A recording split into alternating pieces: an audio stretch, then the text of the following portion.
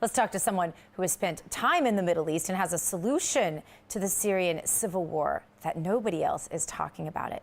From ClarionProject.org, Jennifer Breedon. Jennifer, good to have you. Jennifer, I am so anxious to get to this topic of, you know this area. You and I have talked about this before. There's just nothing quite like being somewhere. You can talk about it all day long. You can watch videos. You can watch news coverage. You can read in-depth articles. It really isn't the same as being there. But being there formulated an idea in your mind that you want to share, and I want to give you a chance.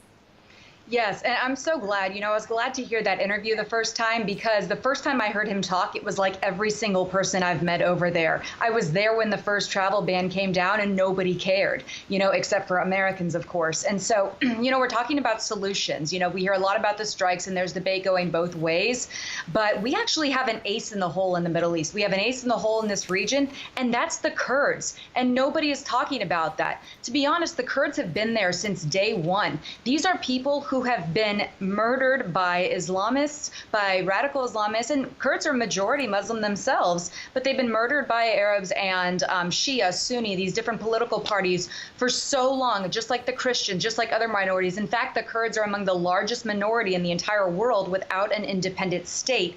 And when I was there, I can't even tell you the number of Kurds that I talked to, not just lay people, but officials that said, we are here as a U.S. ally. We always have been a U.S. ally, and we will be here to make sure that this region stays stable. So look at it this way: if a Kurdish state, a Kurdistan state, was actually established as an independent state in the region they are right now, you would have a state that not only is totally secular, doesn't have any Islamist governments, but is immediately an ally of Israel, an ally of the United States, and will border Turkey, Syria, Iran, and Iraq. Talk about keeping somebody in check that has U.S. interests at heart and has a constitution that celebrates individual rights of people and does not have any religious sentiments. That means no Sharia law, no Islamist governments and governance. And that's a very positive thing. That's exactly what this region needs. We can talk all day about the different rebel sides and the different people, the different factions that are fighting each other. But it comes down to a lot. You have the Ba'athist Party, Shia, Sunnis, different Sunni factions. The Kurds are just Kurds. It's ethnicity. There's no religion there. And there's secular government. And that's exactly what the Middle East needs to finally start seeing peace. So are you advocating putting the safe zones there also? Yes, so there's a lot of different factions, and of course we can probably talk for 10 hours, which I would love to do with you. But that's exactly what the Syrians want. So there's a Kurdish region, there's Syrian Kurds, Turkish Kurds, Iraqi Kurds, and Iranian Kurds, right? But there in Syria, you definitely need safe zones. That's exactly what the young man said, is exactly what I've heard in the times I've been there, which is that they need safe zones. These are places where people can live. They want to go home. We need to help them start rebuilding. The same thing is happening in Mosul and Iraq. And so it borders right there. Rojava, which is in Syria, is right on the border of Iraq where the Kurds are. And so if we had safe zones there, we had those set up, we can allow the people to at least start to restructure their lives, because the worst thing that can happen is for a vacuum to sit there and be filled by more extremists. Right. We need to let the people go back. So just to spell it out for those of us who haven't been there and don't understand this. So you would establish a Kurdish state. You would let I guess allies establish safe zones there, and then what would you do though to keep it from being invaded and overtaken? I mean, ISIS has successfully invaded many parts of the United States and many parts of Europe, as you know, and changed the courts over to Sharia law, for example. So what's to keep those same sorts of things from happening, especially someplace so geographically close to terrorist hotbeds?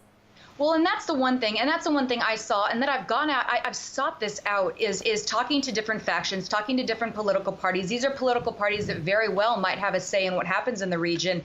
And one thing that I've seen from the Kurds is, if anybody knows Islamic extremism, if anyone knows the radicals' extremist ideology, if anybody knows how to vet, Dr. Gina, it is the Kurds. They're Muslim themselves. They were flipping through things. They don't care. There's no political correctness with them. And so they know how to do these kinds of things. And it comes down down to this. We need to utilize our allies in the region who not only know this issue so well, but who have been at the forefront since before we even started talking about this issue. And so whether it's in Syria with the safe zones, establishing a good government, let's utilize them. You know, if we have an ally that borders them, a new independent state that is secular, they're going to work together with their neighbors. That is what they want. And we need to utilize the Kurds that are in Syria, the Syrian Democratic Forces. It's a very good, it's a military wing led by the Kurds in Syria that have been fighting ISIS for a long time. And the U.S. is now finally sending troops over and training to these people. So let's talk to them about what needs to happen, because at the end of the day, we can help people. We can establish relationships, provide money and training and weapons, but they know the heart of it, and they know exactly how to vet, and they know exactly how to make their place stable again. Okay, so we only have a few seconds remaining, actually, but I really want to ask you this. What happens with Assad, and how does it happen?